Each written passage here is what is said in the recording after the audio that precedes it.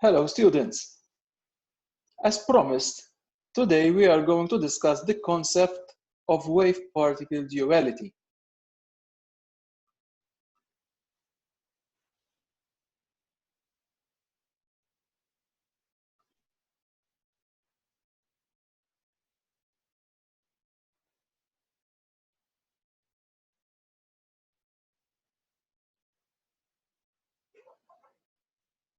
In the previous sessions, we had already discussed the concept that light, which undoubtedly we know it behaves as a wave, could be considered as a stream of photons, each with energy hf. The wave-like behavior of light can obviously be seen via various properties such as reflection, refraction, diffraction, and interference effects, amongst others. Hence, it seems rather contradictory that it is necessary to attribute particle properties to light in order to explain the photoelectric effect. However, it is important to accept that the ideas of light being a wave motion or it being a particle motion are simply two different models which help us understand the behavior of light. Neither is necessarily a literal description of what light is. Now, in view of this, it seems logical that matter might also have a dual nature.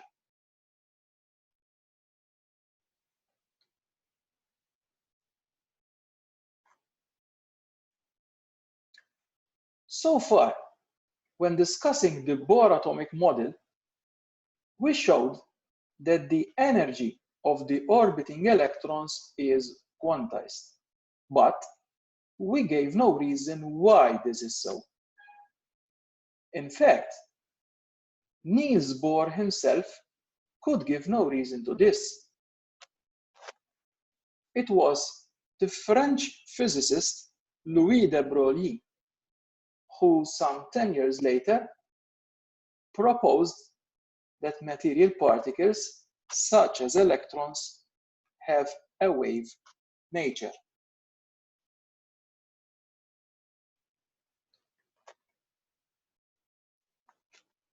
Furthermore, de Broglie proposed that any particle of momentum p has an associated wavelength lambda called the Broglie wavelength, which is given by Planck's constant h on momentum p. This relationship was later confirmed also experimentally. But let us first estimate the wavelength of an electron.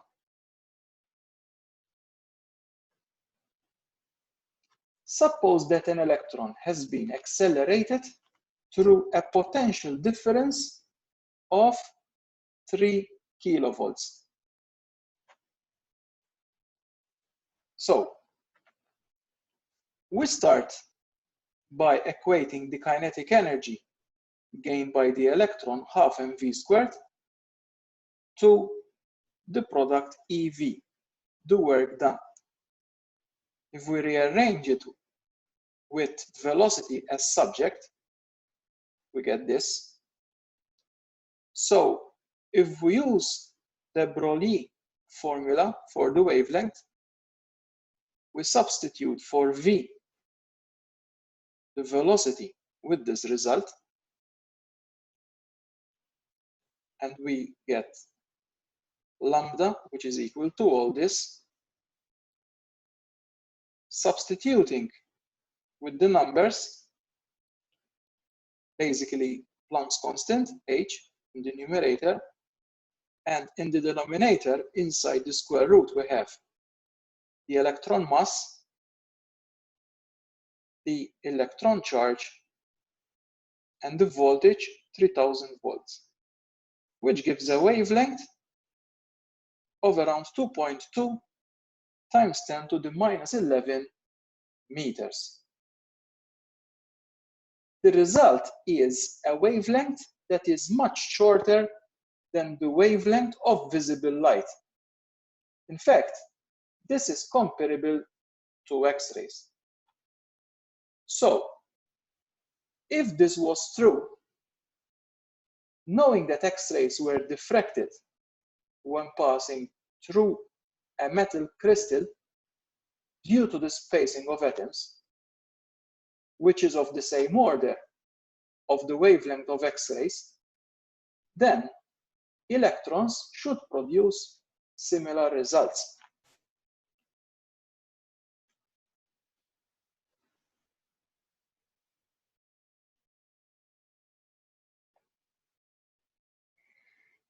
This setup consisted in an evacuated tube with an electron gun and a thin graphite screen.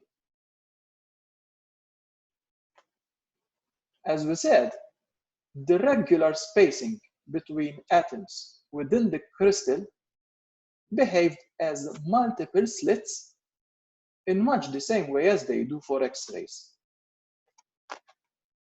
A beam of electrons aimed at the crystal is accelerated through a voltage. The result is a diffraction pattern consisting of rings which can be seen on a screen if coated with a fluorescent substance to make the rings visible. Of course, electrons are invisible to the naked eye, so we need this fluorescent substance on the screen in order to observe them. And this is what we see from the front. Now, if the voltage is increased, meaning that the electrons have a higher velocity, then de Broglie's formula predicts a smaller wavelength, which means less diffraction. And the results show this, since the rings are seen to become narrower, showing that the wavelength of the electron waves is now shorter. Thus, we get less diffraction compared to what we had with a lower voltage. This experimental result is perfectly consistent with de Broglie's relation.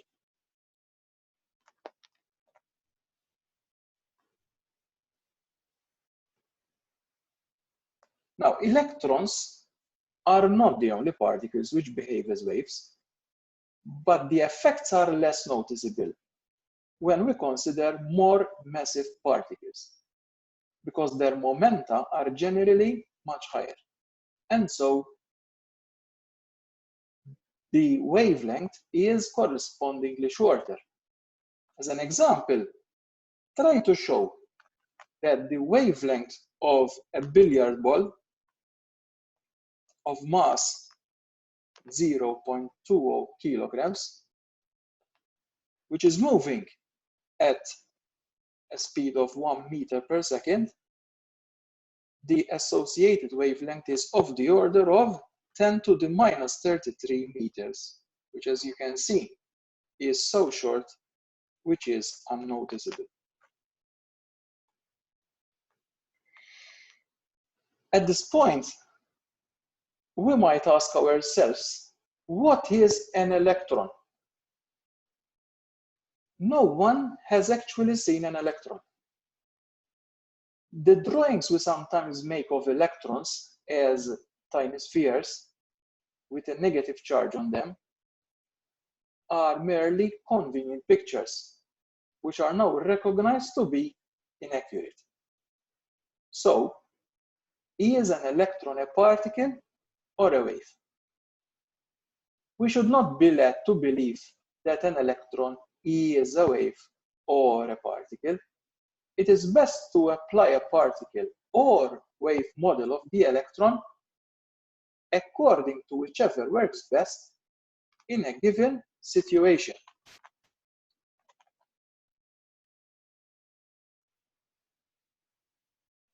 Now, Louis de Broglie further suggested that since the orbiting electrons radiate no energy, it follows that this energy is locally stored just as in a standing wave. From your wave studies, you should know that in a string instrument, such as a violin or guitar, when a string is plucked, a vast number of wavelengths are excited. But only those that have nodes at the ends are sustained, and these are called the resonant modes of the string.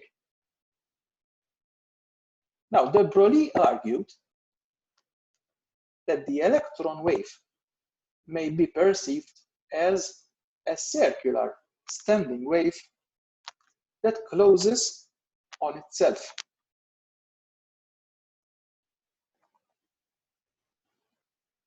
If the wavelength is such that the wave does not close on itself, then destructive interference takes place and the wave quickly dies out. Thus, the only waves that persist are those for which the circumference of the circular orbit contains a whole number of wavelengths.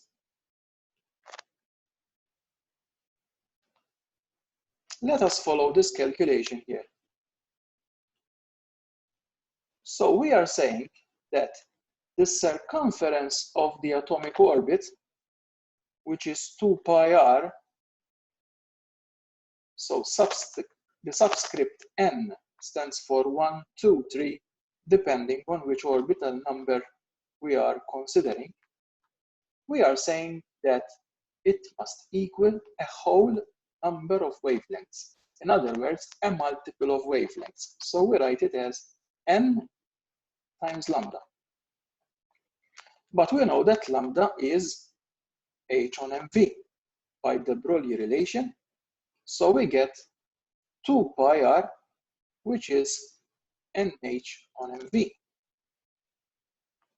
Now it is interesting from this that if we rearrange with mvr as subject, we get mvr equal to nh on 2 pi. In other words, if we substitute with n equals 1, this is a series of values. We get h on 2 pi. For n equals 2, we get h on pi. For n equals 3, we get 3h on 2 pi, and so on. So note that these are discrete values of what? Of mvr.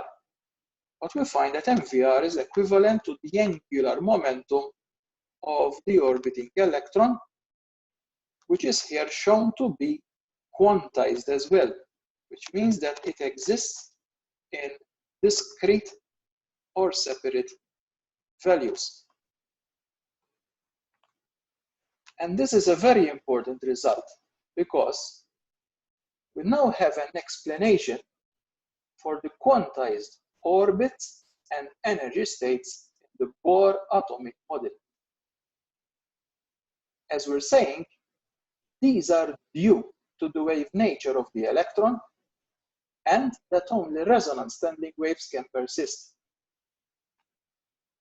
This implies that the wave-particle duality is really at the root of the atomic structure. Now,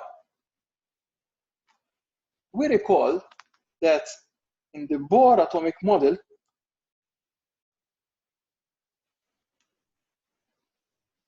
the belief was that the electron in the hydrogen atom actually moves in well-defined orbits, that is, in circles. However, this idea was no longer considered to be plausible. Having said that, it is neither right to think that the electron actually follows the oscillating wave patterns I've just shown you above. The modern approach is to think of a positively charged nucleus surrounded by the so-called electron cloud. This electron cloud roughly indicates the size of an atom. What we're seeing here is actually a probability distribution, meaning that the dark area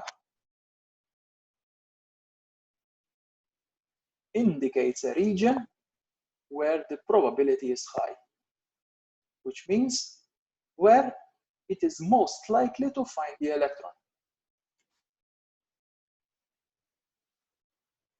Now, if you watched YouTube Link 5, which you may still find on VLE, where the double slit experiment is explained with electrons rather than with light, you should know that the end result is just the same. So with light, we get alternate bright and dark fringes. With electrons, we get alternate regions of high and low probability of locating an electron there. If we look at the resultant probability distribution, the peaks coincide with these regions here, and show at which points it is most likely to find an electron. In this light, if we consider again standing waves, this means that there is a higher chance of finding the electron at its antinodes. For example, this one here, or here, or here, rather than at its nodes.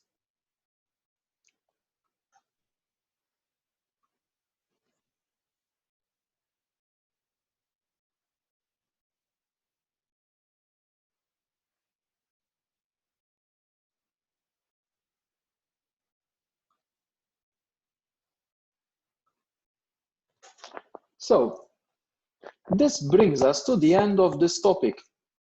Though, mind you, for those of you who would like to pursue studying physics at university, this was just a brief introduction into the quantum world.